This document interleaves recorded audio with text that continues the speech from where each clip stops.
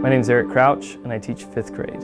My journey as a learner is very different, I think, than a lot of teachers that I know. A lot of teachers that I know were very successful in school, and unfortunately, I didn't have a lot of that success in school. And so one of the things that I remember very well was being in a kindergarten class and having someone pull me aside because I couldn't get the work done because I just didn't have the ability to do the task the way they wanted it done in the environment that it needed to be done. I was very distracted and I couldn't really give my best effort, and I didn't really feel that there was a level of support that helped me get to a place where I could be successful.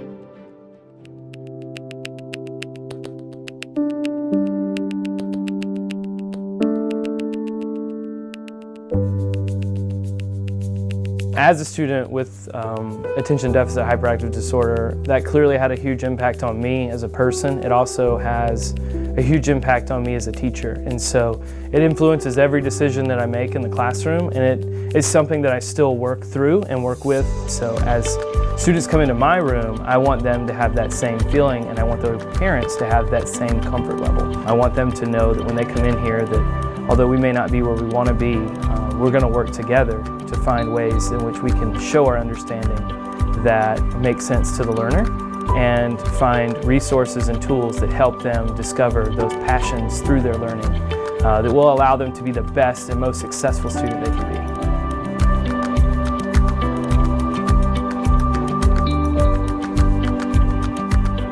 One of the ways that we represent information to kids in different ways is sometimes we find that kids don't take whole group instruction very well. The attention, the focus, it's not there. And so the best thing for me to do is to pose a question. You had a plan, your plan worked, it just you had a lot of sediment fall behind the dam. So now that you have that information, now that you've broken it, what do you know about that? And then from there, I will have either created resources or opportunities for those kids to have access points or entry points into the learning, whether that's a short video clip that I've recorded that gives them the next step, or whether that's an opportunity for a small group discussion to take place right there in the classroom. It then gives me an opportunity to come in and help them find those access points into where they're going to start their journey, because I really think it's important that they have a clear starting line to their journey. They understand, okay, this is where we're starting and this is the direction we're going. So the way we set up our room, it has centers like that where kids can access resources and materials, and we really think it's important that all kids have access to the different materials that they might need, but also that there are certain places where we do certain types of work.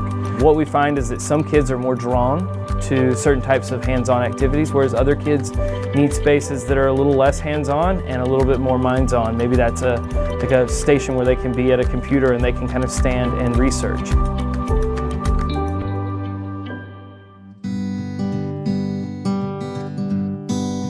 So as a teacher, one of the most interesting things you'll find is that teachers like to have control. The issue that I found with that was that when I gave up control, it felt like we were in this murky water. It was just not clear what was going to happen. But what I realized in giving up control was that I'm giving up control to the people who deserve to have the control.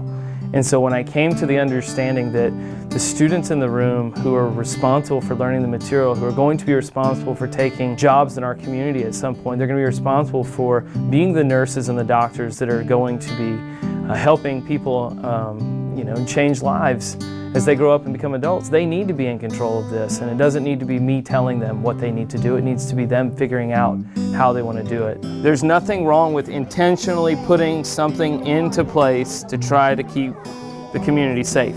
Why don't you research it before you commit to it or decommit to it and see if there's any evidence that points to this being successful?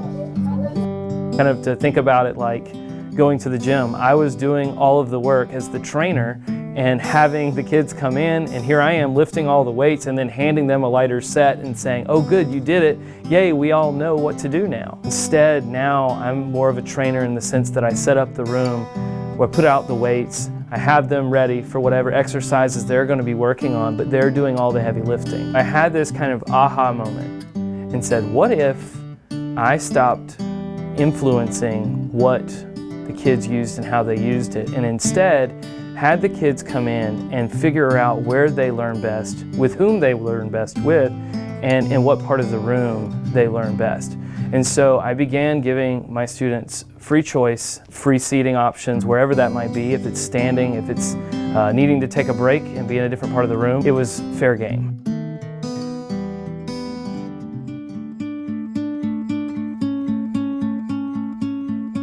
One of the really neat things about watching kids explore their own learnings is to see how kids demonstrate their understanding. And so I've had students create songs to explain a time period, maybe that's the Spanish-American War, and they take specific details and write a song, and then they sing it, or compose it, or record it at home, and then share it with the class. And that is just such a special way to connect to the learning. That's the way they understand, and that's where they feel most comfortable, so then that's a great opportunity for you.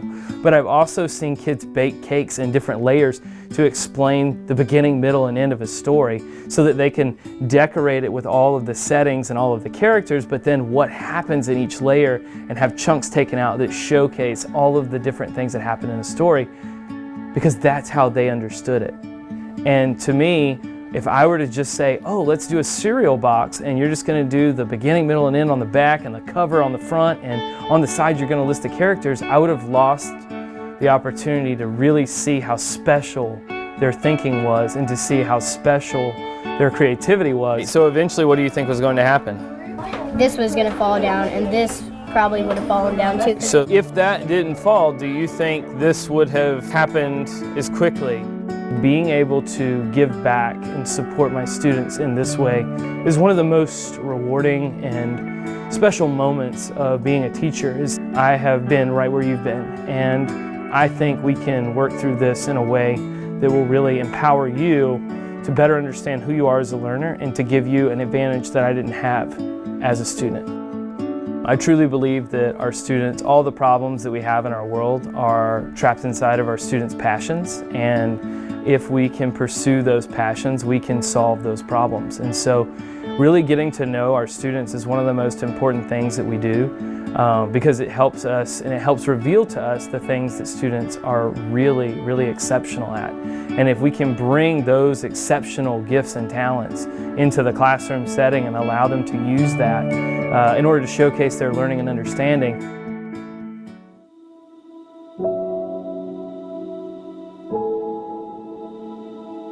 one of the interesting things about changing the design to a more universal design was to see how well kids learned their learning. Like, and I know it sounds really complicated and really simple at the same time, but what happened was the kids start to take an interesting look at where they sit, because they have a choice to sit wherever they want. They have an interesting understanding of how that dynamic plays into who they sit next to and for what subjects they work with those people on. And so some kids will switch up where they sit between math and writing because they need to be closer to the board for math, or maybe they need to be further in the back for writing so that they can have that privacy that they need. Everything about our class is designed around our students and their desires. By working to better understand each other, not only does it build community, but it helps solve the needs of those learners. So being flexible is, again, more than about just where the kids sit and how they sit, but it's about a mindset of saying, I'm willing to allow my kids to explore this because it might be better for them than what I could think of. I can't really think of a better way to honor the student and their learning than to give them that opportunity to showcase just who they are as a learner and who they are as a human.